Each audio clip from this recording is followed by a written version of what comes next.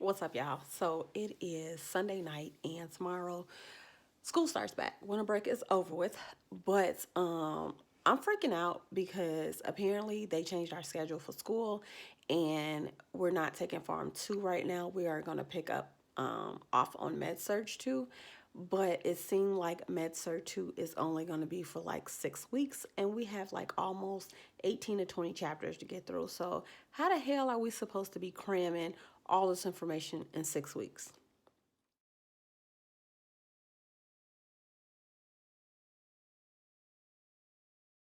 If there is what you call that, if there is an abnormality of your CSF that is considered already, it will give you an increase in intracranial pressure, and we will talk about it later. All right, guys, so it is a little bit after 9 o'clock, and I'm kind of wrapping up my study session for today.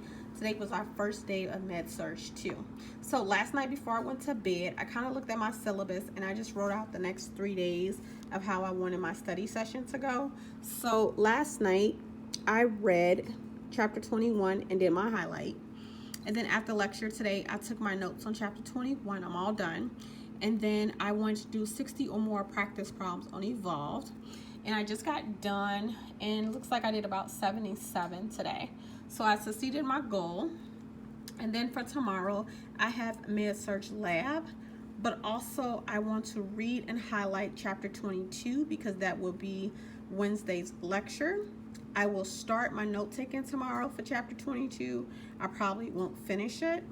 And I haven't decided if I'm going to make flashcards for Med-Surg 2 yet. I don't think I will. And then on Wednesday, after lecture, I will finish my note taking for chapter 22. I am going to do about 100 plus practice problems on Evolve for chapter 21 and 22. And then I'm going to review my notes for chapter 21 as well. So you can see how I kind of just broke things down. Okay, so our first chapter of Medsurg 2 today was about the neurological system introduction. This chapter was mostly like a review of A and P because it just went over the central nervous system, the peripheral nervous system, the parts of the brain. We also went over our cranial nerves.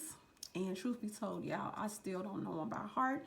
So I will be definitely studying that because I did have at least 10 questions on Evolve regarding the cranial nerves. Also, it seemed like I need to pay attention to the concept of increased intracranial pressure, ICP, because that was a lot of my questions on Evolved as well. So I took really great detailed notes on that.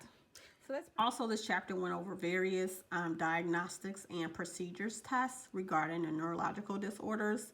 And you want to make sure that you know the patient preparation and the post-surgical nursing care for each procedure. So for instance, the lumbar puncture, you want to make sure that your patient signs a consent form. It's required. Also, the patient needs to avoid to reduce the discomfort of a full bladder. Post procedure, you want to make sure the patient is lying supine so it can reduce the risk of a headache, and you want to assess the patient for numbness, tingling, or pain in the extremities. Head is elevated at 45 degrees. There are many chains of lymph nodes in the head and neck. Palpate them by pressing with your fingertips and making small circular motions over these chains. Normally, you can. Hey guys, so I just got out of lecture for Med-Surg, and I just need to go to grocery store so I can figure out what I'm gonna cook for dinner, and then maybe back to studying. I need to finish chapter 22 and then start on chapter 23. Why is my car on? Hold on, that's not good.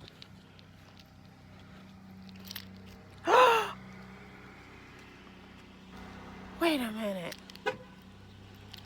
Did my husband put, oh my God, y'all, my husband put a remote starter on my car.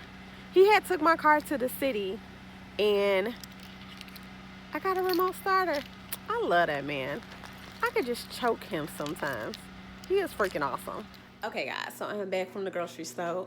I think tonight I am making baked potato, chicken parmesan, and corn on the cob. So I would have made spaghetti, but we had spaghetti last week, and I really want chicken parmesan.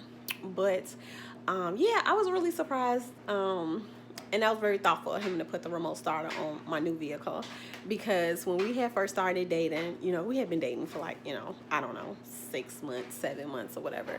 And I was complaining to him, it was wintertime, about me having to like leave my apartment, go downstairs and warm my car before I had to go to work. And so one night, it wasn't a night, it was like, you know, during the day. One day we just was like gonna go to the city and have Jamaican food, go to this really nice Jamaican restaurant. And he was like, hey, let me take you over to my friend's house and introduce you, because me and him went to automotive school together. And I'm like, oh, okay, that's cool. So we had wound up going, and then the guy was like, can I see your keys to your truck? And I'm like, what you want with my keys? And he like, oh, Mike didn't tell you? And I'm like, no, Mike didn't tell me. He like, oh, I'm going to put a remote starter on your vehicle. And I was like, babe. And he was like, yeah, I can't have you, you know, getting up early in the morning. He was like, nah, I don't want you to have to do that. So I thought that was really sweet. And then I had that truck for a while, and like maybe almost 2 years ago, it had stopped working, and I had been driving his Ford Flex, and he already got a remote start on there. So when he bought me this red car, I had just said like 2 weeks ago, I was like, oh man, I'm really gonna miss my remote start on my car. I was just saying it out of, you know, conversation, and then he had already made plans to put one on there. So that was really sweet of him. Thanks for watching, guys. As always, I always appreciate the love and support you guys leave me in the comments. But if you haven't joined my family, please do like, comment, and subscribe, and I will see you guys in my next video.